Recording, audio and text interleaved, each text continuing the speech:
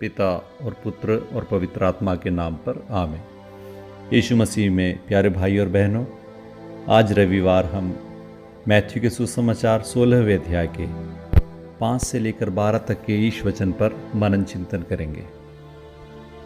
1 से लेकर 4 तक के वचन में हम ये देखते हैं कि फरीसियों और सदूकियों ने रोटियों के दूसरे चमत्कार को खुद देखा था। इसके बावजूद वे ईसा मसीह से और कोई चिन्ह मांगने लगते हैं कि और कोई स्वर्ग से चिन्ह दिखा दें ताकि आप मसीह हो, इस बात का हम यकीन करें और आप पर विश्वास करें। लेकिन ईसा मसीह अपने अधिकार को साबित करने से इनकार करते हैं और ईसा उनकी आलोचना करते हैं। ये कहते हैं कि तुम मौसम की भविष्यवाणी तो दे सकते हो, आकाश को देखकर समझ जाते हो कि बारिश होगी या नहीं, लेकिन इस समय के चिन्ह को क्यों नहीं पहचान रहे हो? क्योंकि वे सिर्फ चिन्ह ही खोज रहे हैं कि स्वर्ग से कोई बड़ा चमत्कार हो जाए जिससे हम यकीन करें। लेकिन ईश्वर स्वयं मनुष्य बनकर उनके सामने खड़ा है और इतने बड़े बड़े चमत्कार उनके द्वारा संपन्न हो रहे हैं, उसे देखकर भी वे अपनी आंखों को बंद कर रहे हैं, अपने दिल को कठोर बना रहे हैं। इसलिए प्रभु कहते हैं कि और कोई भी चिन्ह देने की ज़रूरत नहीं है, क्योंकि इससे बड़ा चिन्ह और क्या देना है। इसलिए प्रभु कहते हैं कि तुम्हें नबी योना के चिन्ह के अलावा और कोई भी चिन्ह नहीं दिया जाएगा। क्या है उसका अर्थ? नबी योना मछली के पेट में 3 दिन थे, उसके बाद मछली ने उन्हें बाहर फेंक दिया था तट के किनारे। उसी प्रकार नबी योना का चिन्ह प्रभु ईसा मसीह के बारे में उनका क्रूस पर चढ़ना, मृत होना और तीसरे दिन जी उठना है। कुछ दिनों के बाद तुम लोग मुझे क्रूस पर टंगा हुआ देखोगे।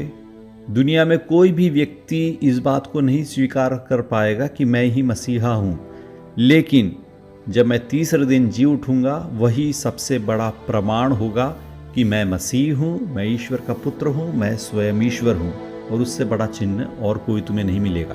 तो पुनरुत्थान ही है वह चिन्ह जिसकी बदौलत हम प्रभु ईसा मसीह के ईश्वर होने का प्रमाण मान सकते हैं। और आज के सुसमाचार में 5 से लेकर 12 तक के ईश वचन में प्रभु ईसा मसीह अपने शिष्यों को आगाह करते हैं, सावधान करते हैं और कहते हैं कि फरीसियों और सदूकियों के खमीर से बचना। यहूदियों के रिवाज के अनुसार खमीर बुराई का और भ्रष्टाचार का प्रतीक माना जाता था। हम कुरिन्थियों के नाम संत पौलुस के पहले पत्र के 5वें अध्याय के 6 से लेकर 8 तक के ईश वचन में देखते हैं। इसका अर्थ ये है कि प्रभु खुद बताते हैं और शिष्य खुद समझ जाते हैं कि फरीसियों और सदूकियों की गलत शिक्षा के खमीर से सावधान रहना। वे प्रभु के वचन को अपनी मनमानी से उसकी व्याख्या करते हैं जो सत्य से बहुत ही दूर है। तो उनकी गलत शिक्षा से हमेशा सावधान रहना, सतर्क रहना। आजकल हम देख सकते हैं कि सोशल मीडिया में, यूट्यूब और व्हाट्सएप के द्वारा, फेसबुक के द्वारा बहुत सारी गलत शिक्षा क्रिश्चियंस के द्वारा, पास्टर्स के द्वारा दिखाई देती है। और हमारे कैथलिक्स जिन्होंने 2000 साल से सही शिक्षा प्राप्त की है प्रभु यीशु मसीह के अपने शिष्यों के द्वारा, उन शिष्यों ने दुनिया भर में प्रभु की शिक्षा को उसकी शुद्धता के साथ, सत्य के वचन को उन्होंने दूसरों को, हम सबको पढ़ाया। और उन शिष्यों के शिष्य थे बिशप्स। तो इस प्रकार 2000 साल में कैथलिक चर्च में बिना किसी मिलावट के सच्ची शिक्षा, सत्य शिक्षा दी जा रही है। लेकिन इस कैथलिक चर्च से अलग हुए कुछ क्रिश्चियंस, वे बहुत सी गलत बातों को सिखा रहे हैं और हमें गुमराह करने की कोशिश कर रहे हैं। उदाहरण के लिए ईश्वर त्रिएक ईश्वर, इसे कैसे समझा जाए? तो कुछ लोग कहते हैं कि ईश्वर तो सिर्फ एक है, वही एक ईश्वर 3 रूप में प्रकट हुआ। पुराने नियम में वही व्यक्ति, वही ईश्वर पिता बनकर आया, और वही पिता नए नियम में माता मरियम की कोख से पैदा हुआ, उसे हम यीशु मसीह कहते हैं। पुत्र बनकर ईश्वर ने अपने आप को दिखाया, और यही ईश्वर, एक ईश्वर जब स्वर्ग में चला गया तो वही ईश्वर फिर पवित्र आत्मा बनकर आया। तो ये एक बहुत ही गलत शिक्षा है, और कुछ लोग ये सिखाते हैं कि नरक है नहीं, प्रभु ईसा मसीह ने हम सब के पापों को अपने सिर ले लिया है, इसलिए हम चाहे जो कुछ भी करें, यदि हमने बपतिस्मा स्वीकार किया है तो हमें मुक्ति प्राप्त होगी ही होगी। नरक तो दूसरे लोगों के लिए है, हमारे लिए नहीं है। हम तो बच चुके हैं, हमारी तो रक्षा हो चुकी है। यह भी एक गलत शिक्षा है, क्योंकि बपतिस्मा स्वीकारना अकेले ही काफ़ी नहीं है, अपनी मृत्यु तक विश्वस्त बनकर जीना होगा, प्रभु की इच्छा के अनुसार जीना है, प्रभु के नियम का पालन करते हुए विश्वास, आज्ञा पालन और प्यार से जीना है। हो सकता है कि कुछ गांवों में, हमारे मिशन प्रदेशों में भी इस तरह की गलत शिक्षा देने वाले लोग हमारे पास हों या आएं, लेकिन हमें इन सब से सावधान रहना है।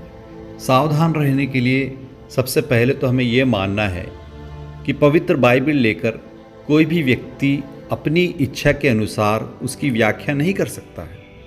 पवित्र बाइबल की व्याख्या सिर्फ चर्च करती है, और 2000 साल से एक साथ चर्च प्रार्थना पूर्वक, भक्ति पूर्वक ईश्वर के वचन को पढ़कर उसकी सही व्याख्या हमें प्रदान करती है, और इसी व्याख्या को हर पैरिश चर्च में फादर्स, पुरोहित हमें प्रदान करते हैं। तो हमें उस पर विश्वास करना है। यह बात संत पेतरुस अपने दूसरे पत्र के पहले अध्याय के 20वें और 21वें वाक्य में हमसे कहते हैं, आप लोग सबसे पहले यह अच्छी तरह समझ लें कि धर्म ग्रंथ की कोई भी भविष्यवाणी व्यक्तिगत व्याख्या का विषय नहीं होती, क्योंकि मनुष्य की इच्छा से कभी भविष्यवाणी उत्पन्न नहीं हुई, बल्कि पवित्र आत्मा से प्रेरित होकर मनुष्य ईश्वर की ओर से बोले। पवित्र आत्मा की प्रेरणा से ही हमारे संत पिताओं ने इतने सालों में हमें जो सत्य शिक्षा प्रदान की है, जिसे कैथोलिक चर्च ने हमें सिखाया है, हमें उस पर अड़ग रहना है। इसलिए हमें कभी भी विचलित नहीं होना है, सतर्क रहना है, सावधान रहना है, गलत शिक्षा को समझना है। इसे हम कैसे पहचानें? इसलिए हमारे धर्म प्रांत के बिशप और हमारे पुरोहित, हमें उन्हें सुनना होगा, और जब भी किसी बात का संदेह मन में आए, डाउट आए, शंका आए, तो उनसे पूछना क्या यह सही है या गलत, और तब हमें सही शिक्षा का पता चलेगा। बपतिस्मा स्वीकार करने के कारण हम सब में, हर एक क्रिश्चियन में, हर एक कैथोलिक में पवित्र आत्मा हैं, और पवित्र आत्मा खुद हमें सावधान करेंगे, लेकिन हमें उस बात पर गौर करना होगा। फरीसियों और सदूकियों की गलत शिक्षा के खमीर से बचने के लिए प्रभु ने कहा था।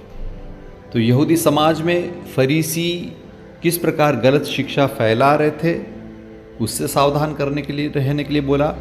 तो उस प्रकार के फरीसी लोग, उस प्रकार के गलत शिक्षक आज भी हैं, हमें उनसे सावधान रहना है। और सदूकियों से सावधान रहने का। सदूकियों की शिक्षा क्या थी? सदूकी और फरीसियों की शिक्षा बिल्कुल अलग थी।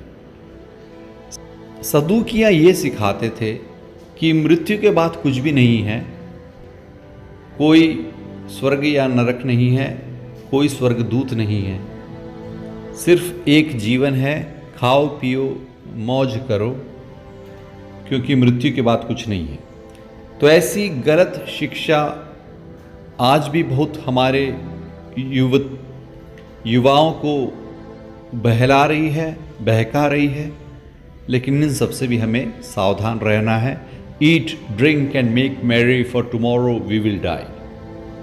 बस एक ही जीवन है, ये जीवन अच्छे से जियो, मज़ा करो, क्योंकि मरने के बाद क्या होगा कौन जानता है, कुछ नहीं होगा। मरने के समय हर लोग जानवर की तरह मर जाएंगे बस। तो इस तरह की गलत शिक्षा से भी हमें सावधान रहना है। हमें ये समझना है कि मृत्यु तो सिर्फ हमारे अनंत जीवन के लिए एक दरवाज़ा है।